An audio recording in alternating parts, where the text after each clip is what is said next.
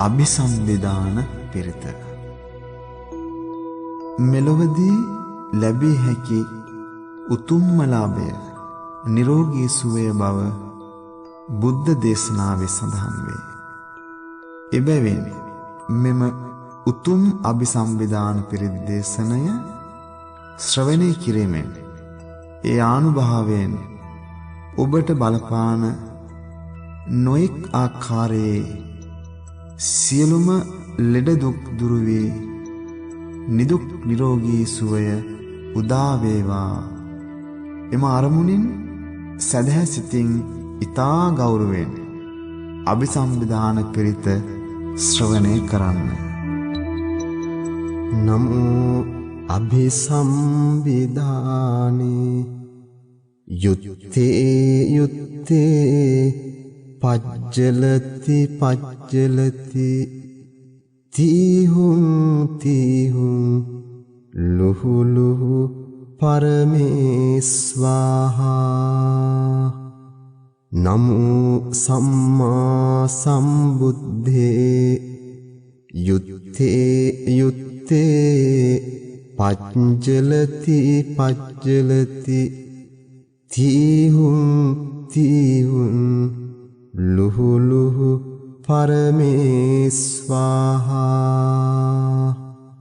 නමෝ පච්චේක සම්බුද්ධේ යුත්තේ යුත්තේ පච්චලති පච්චලති තීහුං තීහුං ලුහු ලුහු පරමේස්වාහා. නමෝ සාරිපුත්ත මොග්ගල්ලානේ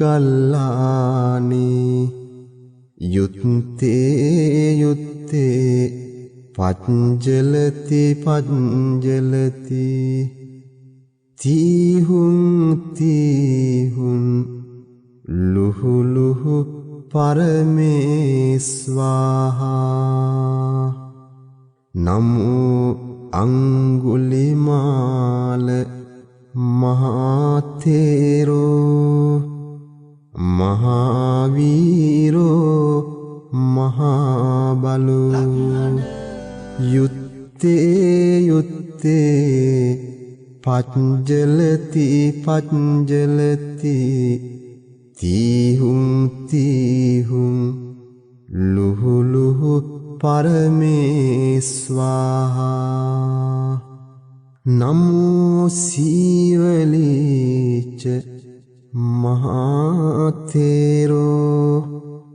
මහාකායෝ මහාලාභී යුත්තේ යුත්තේ පච්චලති පච්චලති තීහුං තීහුං ලුහු ලුහු පරමේස්වාහා. නමෝ සත්තතිංස බෝධිපක්ඛිය ධම්මා චත්තාරෝ සතිපට්ඨානා චත්තාරෝ ඉද්ධිපාදා චත්තාරෝ සම්මප්පදානා පංචින්ද්‍රියානි පංච බලානි සත්ත බොජ්ජංගානි